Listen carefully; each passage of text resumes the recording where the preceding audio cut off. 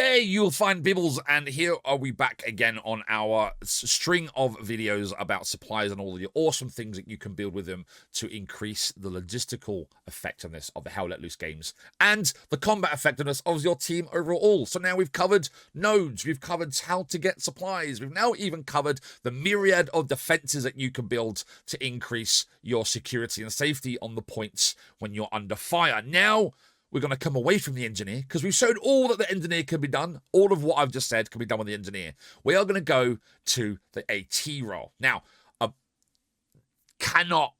this is, and for so long, I undervalued it. If you want to be an effective AT, satchels and your AT rockets, your Piats, and your elephant guns, your AT rifles are not the only way to do so. Now, the AT have a loadout called the Gun Crew. Now, if you don't know what that gets you access to, you might want to pay attention to this. Oh yeah, baby. This is what the AT Gun Crew class can gain you access to. This is what the Allies one looks like. More like I think it's a 4.5 mil inch. Sorry, 4.5 inch gun. I think I got that right. The German ones look a lot more scary. Obviously, they're longer and they're wider and they're louder.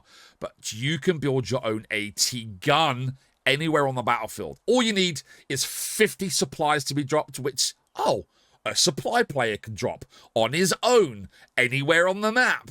And then the AT with a Gun Crew class can place the blueprint down with this, like the engineer can place the blueprint down for everything else. And this is what it grants you.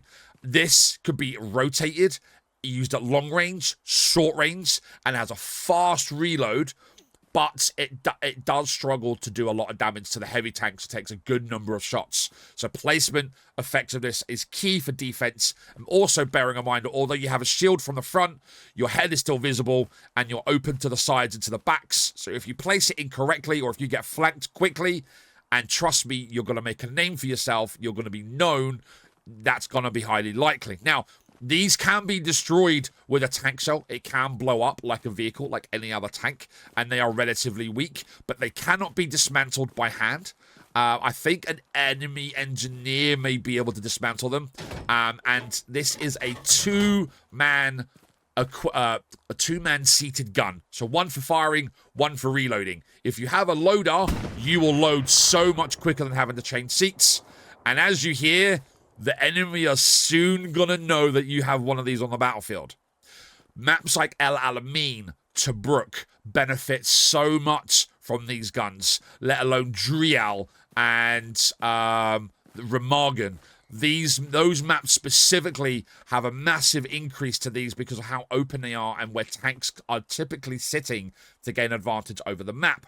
So if you don't want to drive tanks, or if there are no tanks for you to drive and you still want to get in on the anti-armor action, this is absolutely what you want to be getting in on. So don't feel like a waste, contribute to the cause, and start building the big guns, baby! Until next time, guys, see you later.